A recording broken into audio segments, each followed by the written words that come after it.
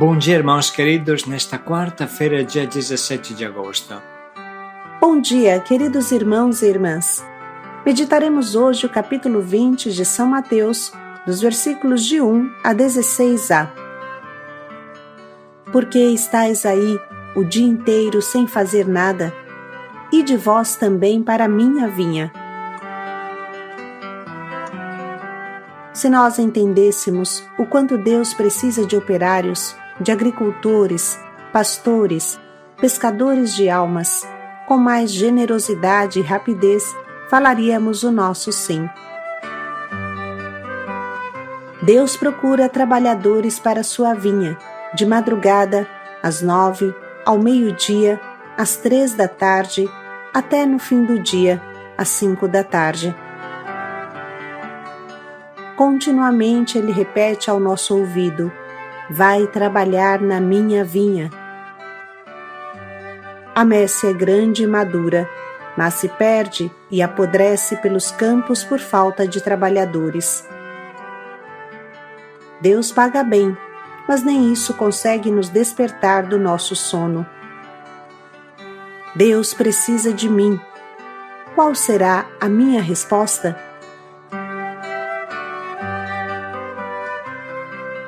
O Senhor esteja convosco.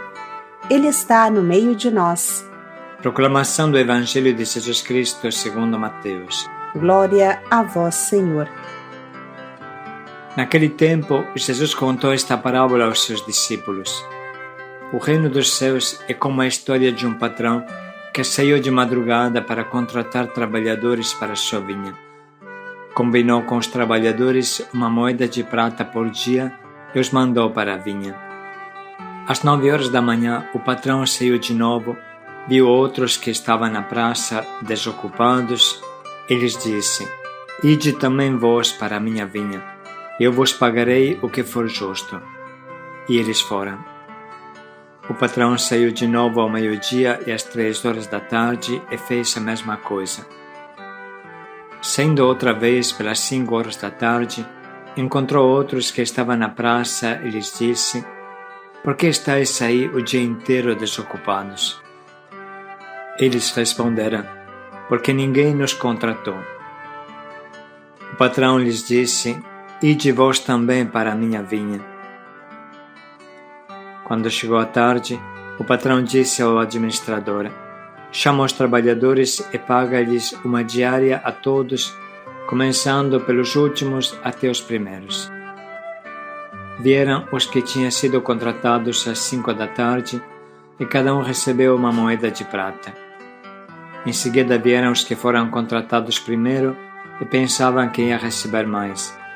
Porém, cada um deles também recebeu uma moeda de prata.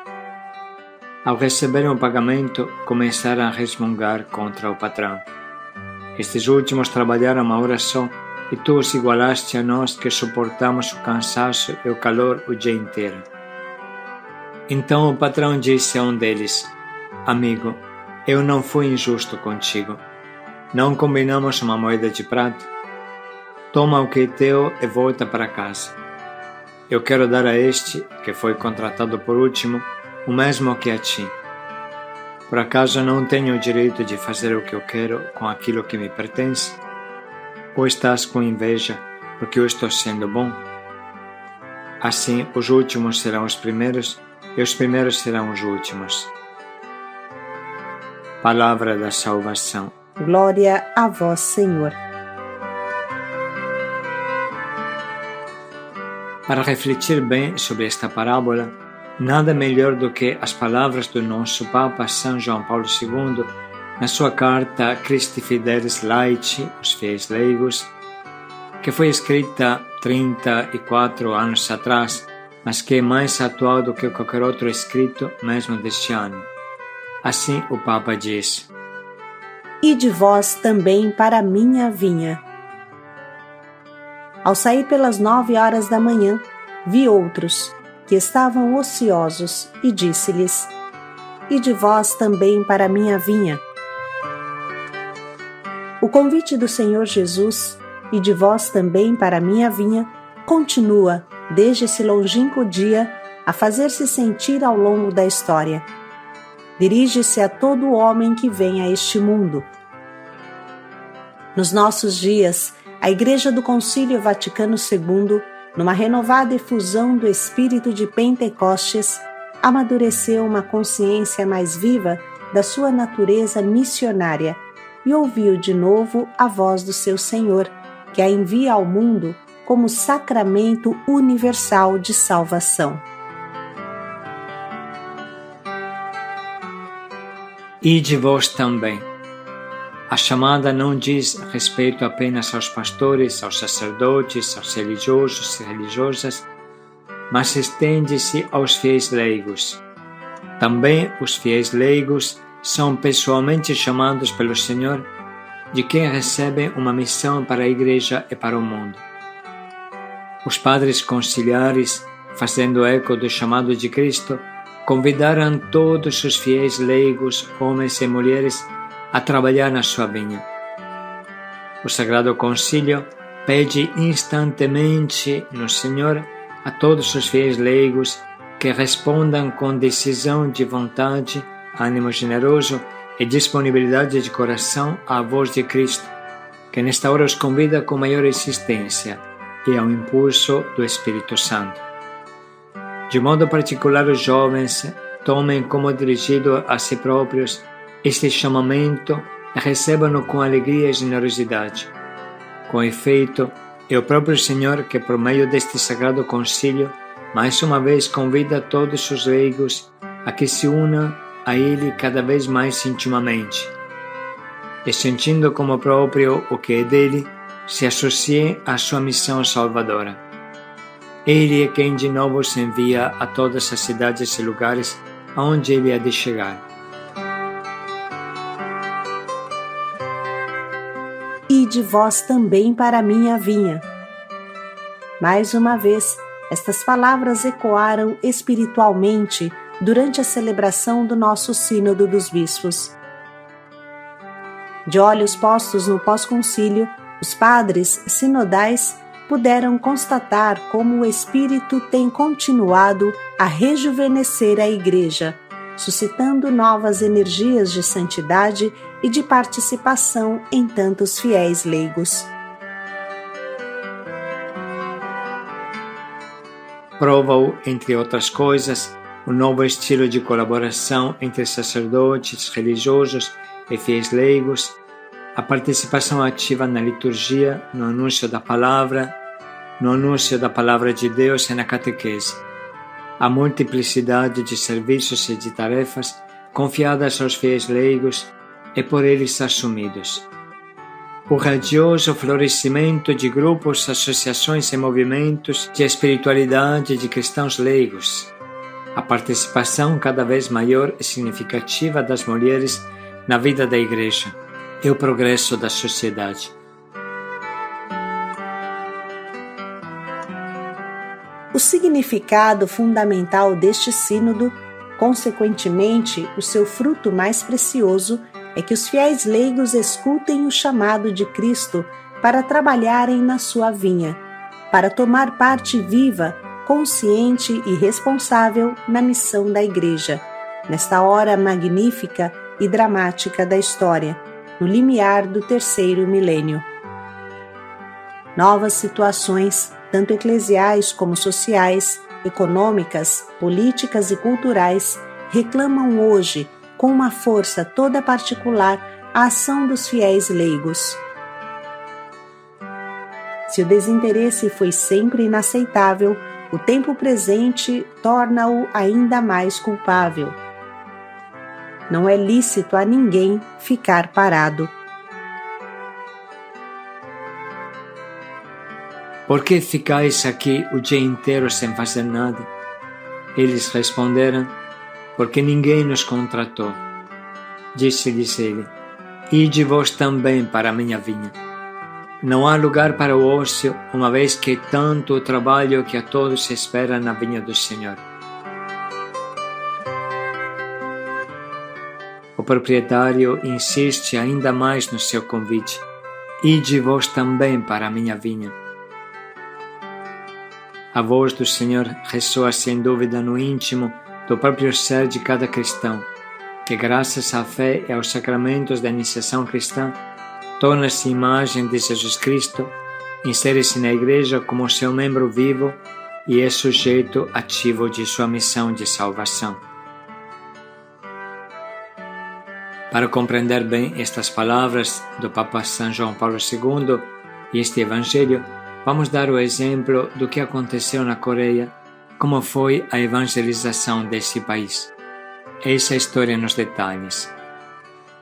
Enquanto a maior parte do Oriente começou a ser evangelizada por sacerdotes e religiosos enviados em missão pelas suas respectivas ordens, a Coreia viveu um processo diferente. No século XVII, membros da nobreza coreana entraram em contato com o catolicismo durante as viagens à China e ao Japão. A fé já tinha criado raízes em ambos aqueles países. Com base no que tinham observado e aprendido sobre o catolicismo em livros escritos em chinês, aqueles nobres coreanos tentaram praticar essa mesma fé recém-descoberta ao retornarem à Coreia. Um deles, Yi Song-han, foi batizado em Pequim e voltou para casa em 1784 para fundar uma comunidade cristã. Por cerca de 100 anos, o cristianismo foi sustentado pelo protagonismo dos leigos. Tudo começou no século XVII, com o interesse pelo cristianismo por parte de um grupo de letrados, que ao lerem o livro do missionário Mateus Ricci, com o título O Verdadeiro Sentido de Deus, tiveram a iniciativa de encarregar o filho do embaixador coreano na China na busca das riquezas de Jesus Cristo.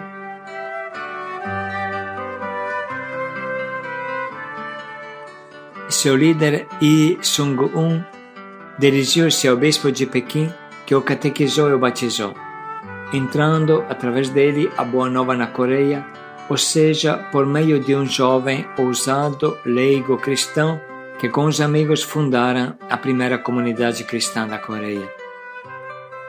Com a eficácia do Espírito, começaram a evangelizar de aldeia em aldeia, a ponto de somarem em 10 anos 10.000 testemunhas da presença do ressuscitado.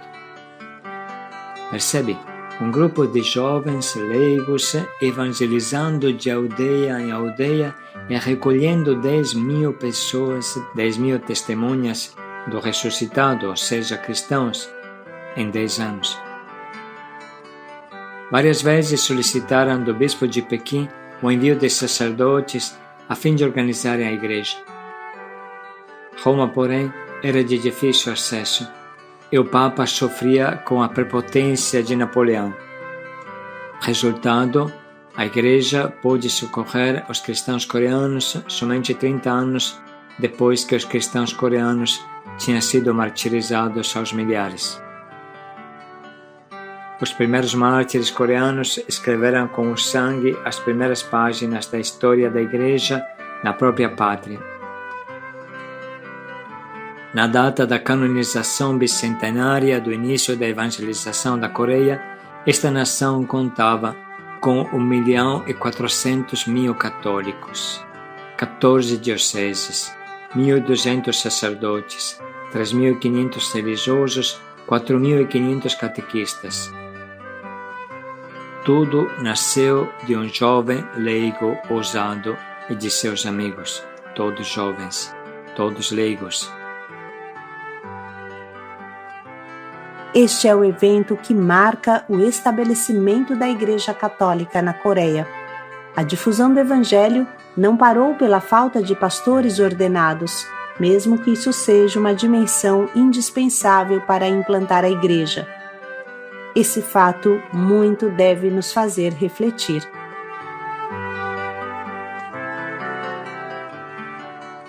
Concluímos com um trecho muito forte e claro do Catecismo da Igreja Católica, número 900. Assim como todos os fiéis, em virtude do batismo e da confirmação, os leigos são encarregados por Deus do apostolado.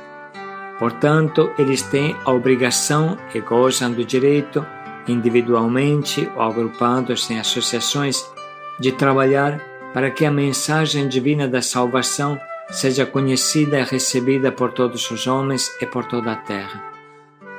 Esta obrigação é ainda mais presente se levarmos em conta que é somente por meio deles que os homens podem ouvir o Evangelho e conhecer a Cristo. Nas comunidades eclesiais, a ação deles é tão necessária que sem ela, o apostolado dos pastores não pode, na maioria das vezes, obter seu pleno efeito. As palavras que acabamos de ouvir bem iluminam o trecho de hoje que agora vamos ler novamente. Naquele tempo, Jesus contou esta parábola aos seus discípulos. O reino dos céus é como a história de um patrão que saiu de madrugada para contratar trabalhadores para a sua vinha.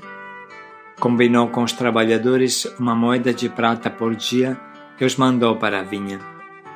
Às 9 horas da manhã, o patrão saiu de novo, viu outros que estavam na praça desocupados e lhes disse: Ide também vós para a minha vinha, eu vos pagarei o que for justo. E eles foram. O patrão saiu de novo ao meio-dia e às 3 horas da tarde e fez a mesma coisa. Saindo outra vez pelas 5 horas da tarde, encontrou outros que estavam na praça e lhes disse: Por que estáis aí o dia inteiro desocupados? Eles responderam: Porque ninguém nos contratou. O patrão lhes disse: Ide vós também para a minha vinha. Quando chegou a tarde, o patrão disse ao administrador: Chama os trabalhadores e paga-lhes uma diária a todos, começando pelos últimos até os primeiros. Vieram os que tinham sido contratados às 5 da tarde e cada um recebeu uma moeda de prata. Em seguida vieram os que foram contratados primeiro e pensavam que ia receber mais. Porém, cada um deles também recebeu uma moeda de prata. Ao receberem o pagamento, começaram a resmungar contra o patrão. Estes últimos trabalharam uma hora só, e tu os igualaste a nós que suportamos o cansaço e o calor o dia inteiro. Então o patrão disse a um deles: Amigo, eu não fui injusto contigo. Não combinamos uma moeda de prata? Toma o que é teu e volta para casa. Eu quero dar a este, que foi contratado por último, o mesmo que a ti. Por acaso não tenho o direito de fazer o que eu quero com aquilo que me pertence? Ou estás com inveja porque eu estou sendo bom? Assim, os últimos serão os primeiros e os primeiros serão os últimos.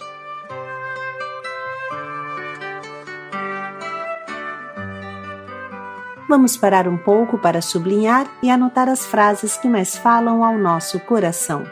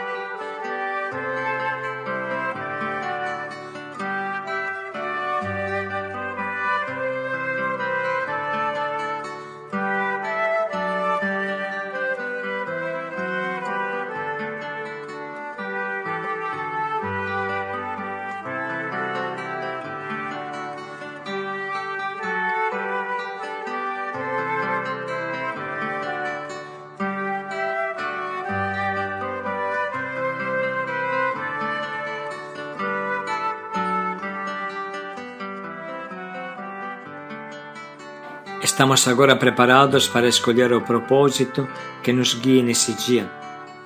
A pergunta que Jesus nos faz é: o que você está fazendo para construir o meu reino, o reino de Deus? Você está trabalhando? Você, por acaso, está colocando as suas forças em algo que não tem nada a ver com o meu reino? De que forma hoje podemos construir o reino de Deus com Jesus?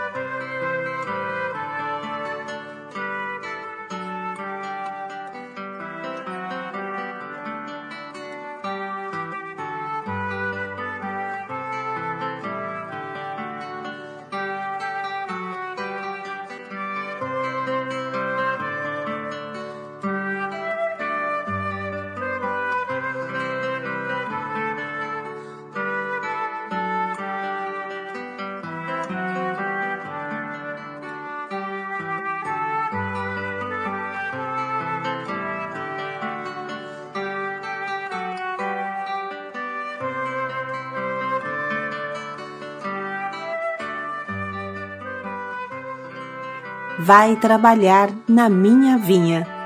Paz e alegria a todos. Por que estáis aí parados? Paz e alegria a todos.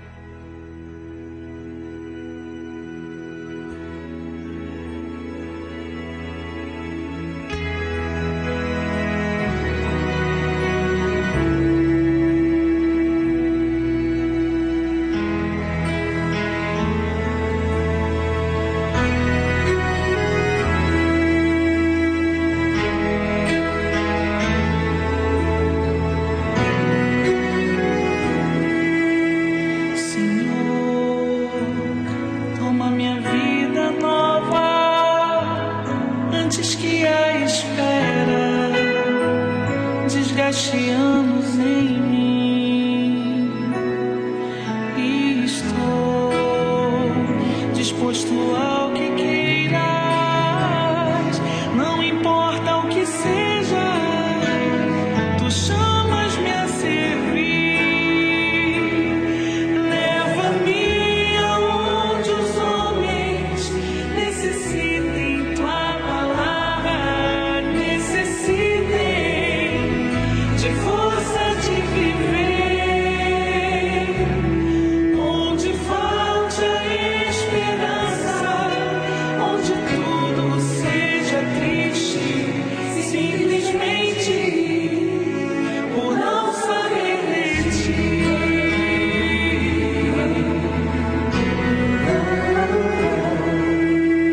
Te doy mi corazón sincero para gritar sin miedo lo hermoso que es tu amor.